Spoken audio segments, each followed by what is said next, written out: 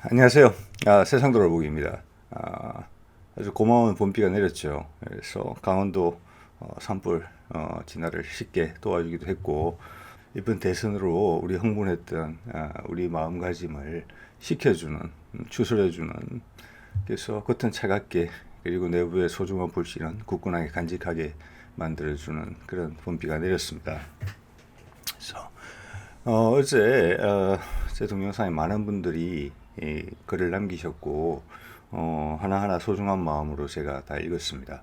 그래서 오늘은 아마 앞으로 세상 돌아보기에서 뭐 여태와 쭉 같은 패턴으로 가겠습니다만은 어떤 점에 조금 더 주안점이 들 것인가 이런 부분에 대해서 개략적으로 여러분들이 생각을 가져보실 수 있게 동영상을 만들어 봤어요.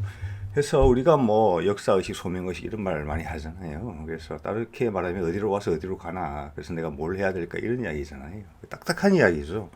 그렇지만 그게 이제 이걸 깊게 파면 산에 가서 돌을 닦으시는 분이 되고, 그렇다고 해서 평소에 이런 거에 전혀 무관심하게 사는 그 어떤 사람도, 생명체도 이거에 대한 시각은 있습니다. 심지어 사람이 아니라도 그렇죠. 그렇기 때문에 생존을 하는 거니까. 그래서 이거에서는 우리가 벗어날 수 없는 질문이기도 하죠. 세상 돌아보기가 다루려고 하는 것이기도 하고. 그래서 우리가 어디서 와서 어디로 가냐 하면 뭐 인종, 언어, 역사, 제도, 정치, 철학, 종교 뭐 끝도 없죠. 여러 가지로. 그래서 제가 아마 하고자 하는 방식은, 지금 우리한테 필요한 것은 우리가 일보 더 나가기 위해서 우리가 깨달아야 되는 그런 부분이 좀 있다. 예, 깨달아야 되죠. 우리가 현재를 진단을 해야 되는 거죠. 혼란스럽잖아요. 근데 사실은 여러분이나 저나 우리 짧은 현대사를 들어보면 먹고 살기, 해방되기 위해서, 또 먹고 살기 위해서 그냥 열심히 살아왔죠. 그래서 이만큼 해놓은 거죠. 특히 우리 앞선 세대 분들이 노력을 하셔서 이제는 우리한테 주어진 화두가 생존과 팽창이 아니고 깨달음이죠. 깨달음과 아우름. 그러면서 더 커지는, 뭐제 말씀드린 더 큰 우리가 되는 그런 뭐랄까 임무를 부여받은 게 저희 세대가 아닌가 싶어요. 이 동영상을 보시는 분들도. 그래서 한 걸음 더 나아가는 그런 시점에 있는 것이고, 요번에 이제 큰 돌뿌리를 하나 만나면서 우리가 좀 더 부족했구나, 이런 걸 체계적으로 체계화시키지 못했구나, 좀 더 신경 쓰지 못하고 그냥 묻어가려고 했구나, 이런 반성을 스스로도 좀 하게 되는 부분이 있어요. 그래서 이제 깨달음이라는 부분을 보면은 이게 여러 가지 청의가 있어요. 참 어려운 말이거든요. 그래서 이걸 설명하기가 상당히 힘들었어요. 그래서 고민을 좀 했는데 이런 것 같아요. 제가 보니까 우리 건강검진 이제 중년이 넘어가면 건강검진 받게 되면 좀 무섭잖아요. 왜냐하면 건강검진 받을 때마다 꼭 나오니까 뭐 혈압이 올라갔습니다, 운동 더 하셔야 되겠네요, 체중을 빼셔야 되겠어요, 뭐 술 좀 줄이시고요, 당뇨기가 좀 있습니다. 예. 그리고 뭐 종양이 발견됐는데 뭐 혹이에요, 그냥 뗐어요. 예. 앞으로 조심하시고 이런 말 많이 듣잖아요. 그게 우리가 우리 현대사를 바라보는, 어떻게 보면 우리의 깨달음은 어디서 시작해야 되겠습니까? 우리의 가까운 과거에서 시작해야 되는 거거든요. 예. 근데 여러 가지 이유로, 제가 설명드리지 않아도 다 알만한 그런 이유들로 인해서 우리 현대사조차, 가까운 역사조차 제대로 조명을 받지 못하고 오히려 애써 지우려고 하죠.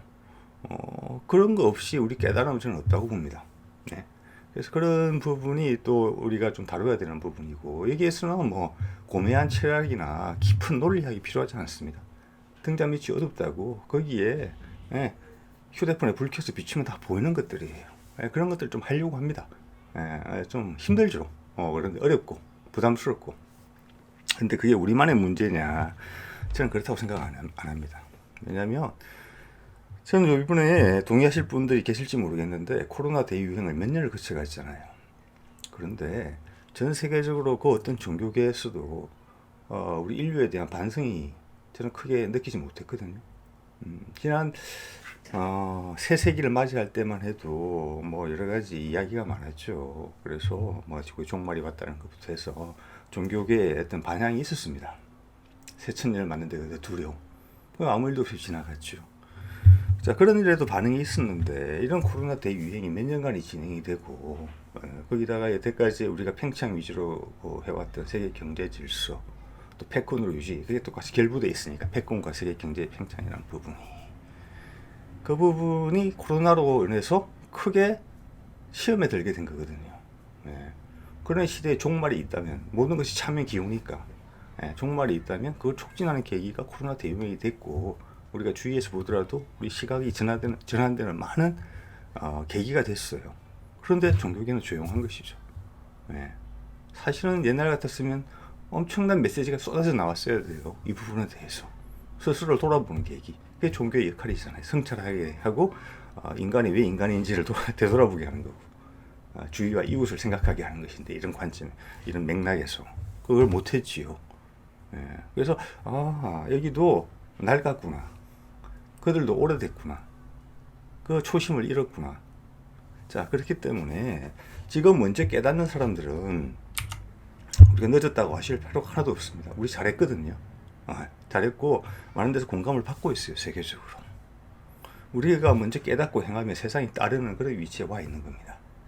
그렇기 때문에 여러분들이 더 아쉬워하는 거죠. 예. 우리가 먼저 깨닫고 행하면 세상이 따르게 돼 있어요. 왜 김구 선생의 이야기는 한없이 갖고 싶은 문화의 힘. 제가 참 이분이 욕심이 많다. 이런 말씀 드렸죠. 예. 이게 뭐냐면 우리가 선도국이 될 수 있는 그거는 꼭 우리가 잘났다는 뜻은 아니죠. 예. 위기에 처한 세상, 지금의 세상의 한계를 느낀 사람들에게 새로운 방향성을 제시해주는 그런 역할을 우리가 할 수 있는 기회가 된 것이죠. 이번에 거기서 돌부리에 걸렸기 때문에 안타까워하는 것이죠. 그래서 남들이 안 간 길을 우리가 잘 해나가기 위해서 우리한테 필요한 덕목이 뭐겠습니까? 이제는 더 이상 따라가는 것 갖고 안 되죠. 우리가 본받을 수 있는 그런 문명은 이제는 없습니다. 이제는 우리가 만들어내야 돼요. 도전하게 이제는 우리가 나서야 된다라는 그런 용기와 도전이 필요하죠.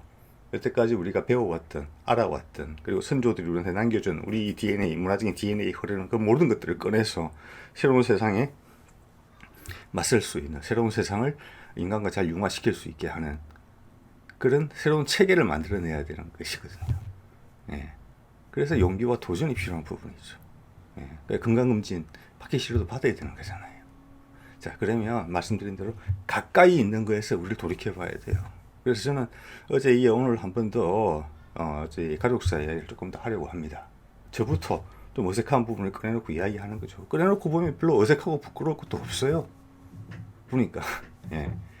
그래서 그걸 통해서 우리가 어떤 가까운 지난 한 5, 60년간 어떤 우리가 질곡을 거쳐왔는지, 그리고 우리가 무엇에 영향을 받았고 우리가 가진 것은 무엇인지 그런 거를 좀 되돌아본다, 깨닫는 거죠. 거기서부터. 예. 그래서 앞으로의 다른 동영상들도 우리가 쓰는 말, 음식, 인종에 관한 부분, 네. 그런 부분 가까이에 있는 것부터 우리가 피부로 느낄 수 있는 그런 것들에서부터 새로운 것을 깨달으려고 하는 그런 시도로 이루어질 것으로 보여요. 국방 관련 분야는 당연히 그대로 지속이 될 거고요. 중심축으로. 예. 거기다가 다른 것들이 더 붙여지겠죠. 예. 그래서 좀 생경스러울 수도 있고 조금 어색할 수도 있는데 아마 그렇지만 돌이켜 생각하면은 전부 다 우리가 늘 가지고 있던, 가까이 있던 것이죠.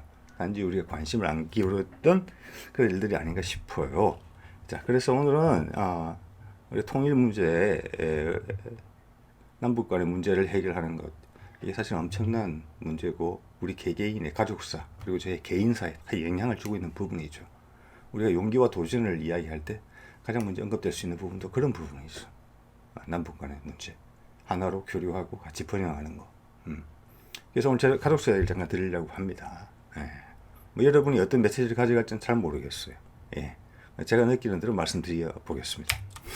제 할아버지, 제목에서 보셨으니까 제 할아버지에 대한 말씀 잠깐 드렸는데 일본에 가셔가지고 일본 신천지였던 그 당시 사할린에 가셔서 일본의 광극공사를 따는 일을 하셨어요. 그 당시 한국인으로서 상당히 드물었다고 해요. 예. 한국인 노무자도 있었고 일본인 노무자도 있었던 것 같아요.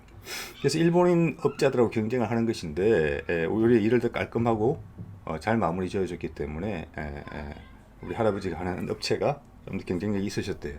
그래서 일본인들이 불량배를 동원해서 겁을 준다고 그래서 밤에 집 근처에 찾아와가지고 그런 일을 했을 때 할아버지께서 기죽지 않고 낫을 들고 나가서 맞서서 상대방한테 공포를 줬던 그런 기억이 있을 정도로 좀 기가 세신 분이시죠. 성격이 있으신 분인데 저희들한테는 제가 아마 30살이 될 때까지 매년 어린이날이면 모자 쓰시고 지팡이 짚고 저희한테 찾아오셔서 용돈을 주셨던 그런 분으로 저는 사실은 기억에 남아요. 그래서 여기에 우리 가족사에 관련된 거는 뭐냐면은 이제 한국에 들어오셔서 경남 함양 근처 어디서 외진 곳에서 큰 과수원을 좀 하셨던 것 같아요. 저희 집이 외졌죠. 예, 그래서 아마 그때는 전쟁이 끝나가는 통이었던 것 같아요. 한국 전쟁이. 전쟁 말미쯤 됐겠죠. 퇴로가 끊긴 북한군들이 북으로 산을 따라서 백두대간을 따라서 산으로 도망가던 중이었죠. 그중에서 일부는 남아서 이제 게릴라가 됐고 그 일부는 또 민간으로 내려왔죠. 그래서 어느 날 밤에 한 사람이 산에서 왔습니다라고 내려왔다고 해요. 그래서 총을 가지고 왔습니다. 그래서 빨치산이죠.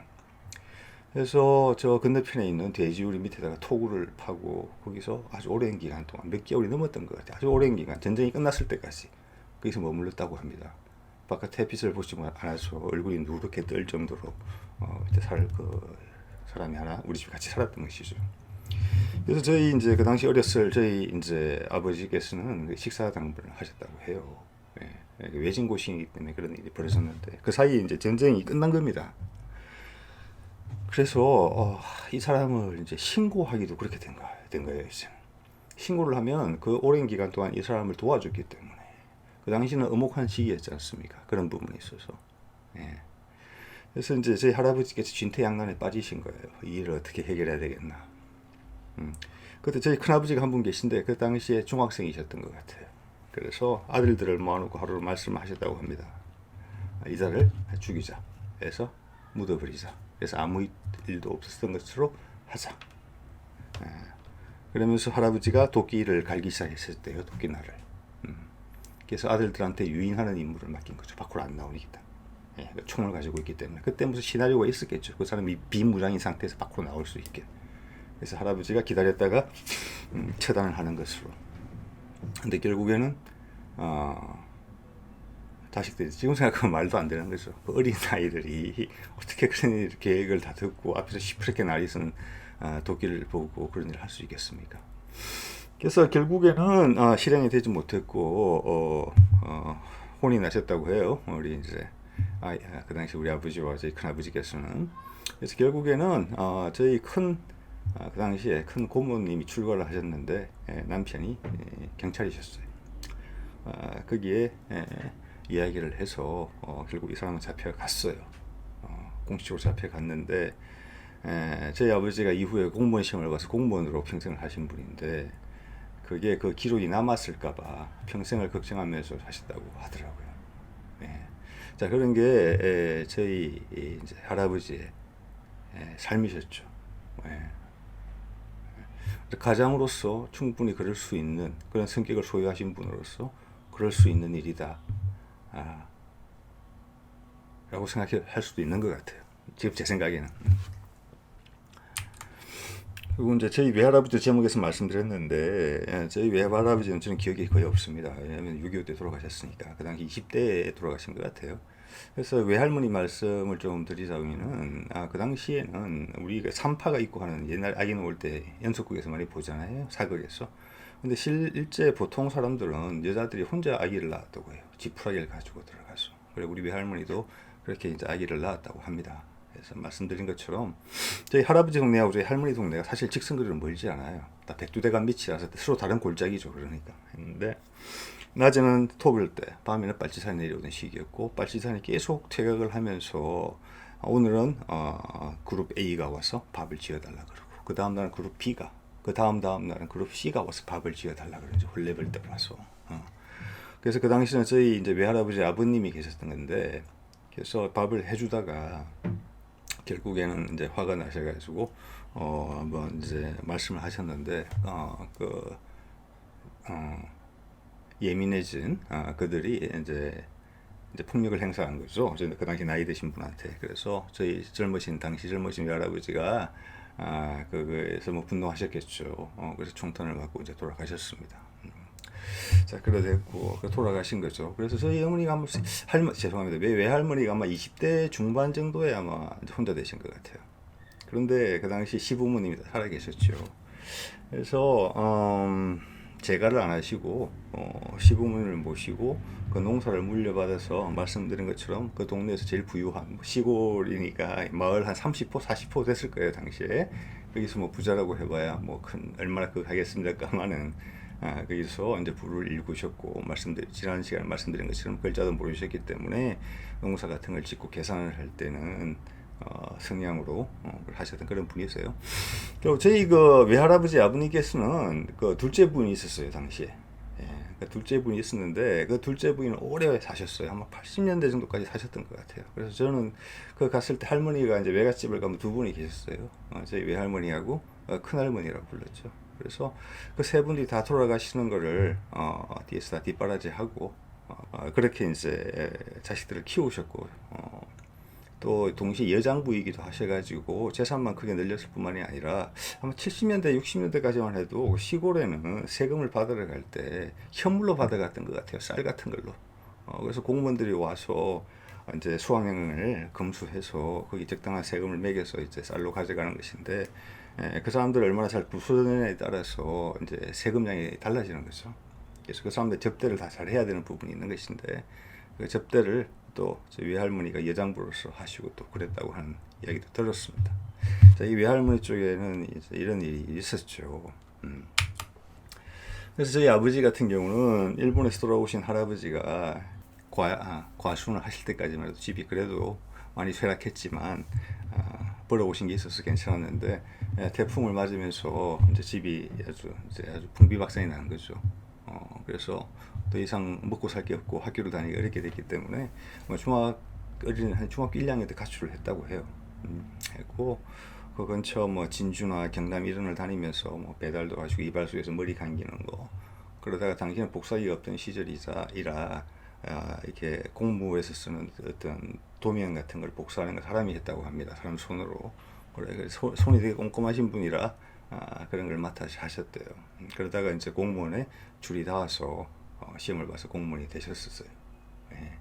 그래도 뭐 학교를 다니셨던 것 같아요. 제대로는 못 다녔지만 야간 학교 이런 개념으로 학기마다 와서 시험을 치는 식으로 해서 중학교, 고등학교는 겨우겨우 마치셨던 것 같아요.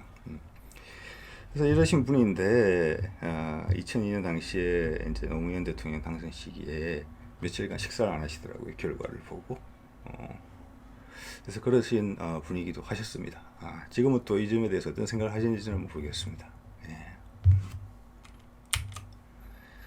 자, 그런 이제 혼자 되신 외할머니 밑에 이제 맏딸로 태어난 저희 이제 어머니 쪽 같은 경우는 그 동네에서 처음으로 이제 시골이죠. 그러니까 아주 중학교를 간 여자아이예요. 저희 엄마가.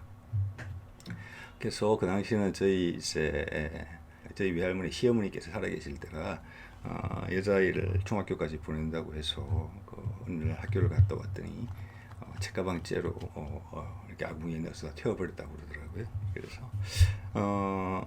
그래서 중학교를 보내주셨어요. 업에 나가서 그 당시만 해도 유학을 하신 셈이죠. 그래서 업에 나가서 그 당시 바지 입은 여자를 처음 봤다 이런 이야기를 하시더라고요. 그래서 뭐 공부도 곧잘 하셨던 것 같아요. 하셨는데 고등학교를 갈 때는 그 시골까지 선생님들이 걸어오셔가지고 진학을 할 거를 권했는데 결국 할머니가 거부하셔서 학교를 포기하신 것이죠. 그러고 있다가 이제 결혼을 하신 거죠.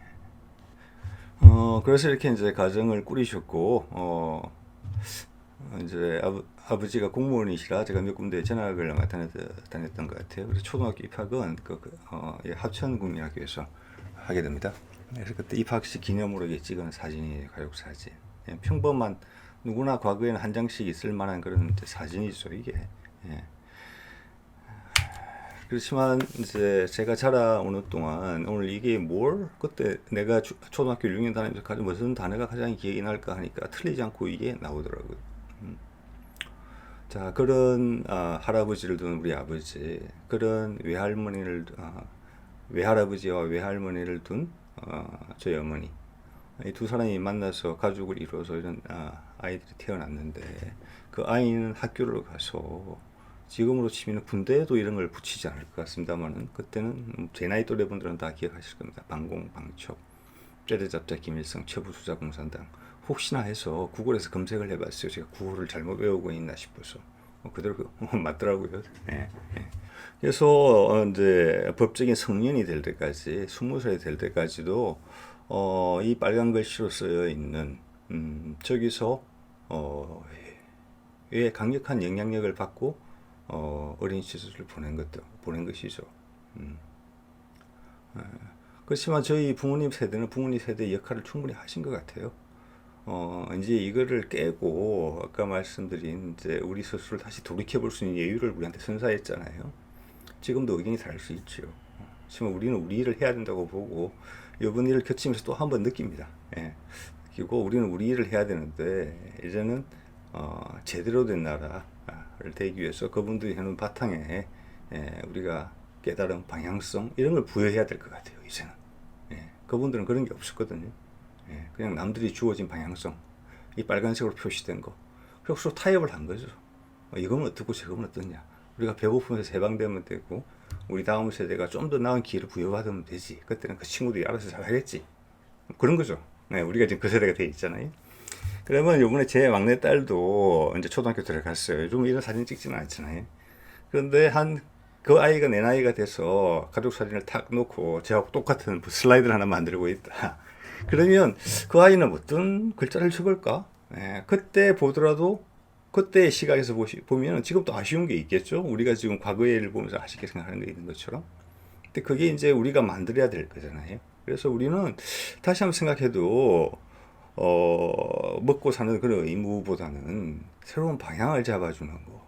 여태까지 어떻게 보면은 우리 한민족이 몇천 년간의 이 한반도에서 살아오면서 지금만큼 여유를 가진 적은 없었다고 봐요. 지금도 쉽지 않다고 다들 말씀하시고 저도 뭐 동의도 합니다만 그래도 우리한테 주어진 임무가 뭔지 그 점에서 생각을 해보게 돼요.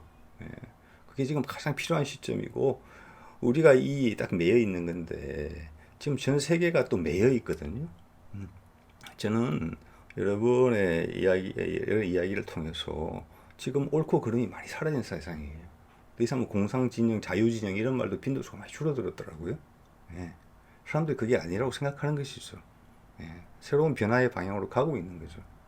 그게 우리의 깨달은 거 맞물려 있고 우리가 그 선두권에 있다고 생각이 들어요. 그래서 지금 여기서 우리가 제대로 된 깨달음을 하고 용기와 도전을 가지고 새로운 걸 창조해내야 되는 그런 가장 좋은 포지션에 있고 지금의 작금의 상황도 오늘 봄비가 내린 것처럼 우리가 언제나 그 불씨의 소중함을 알고 더 단단히 간직할 수 있게 해주는 우리를 한 번 더 당금질하는 그런 상황이 아닌가 이렇게 생각하게 됩니다. 자, 오늘은 여기까지 하겠습니다. 네.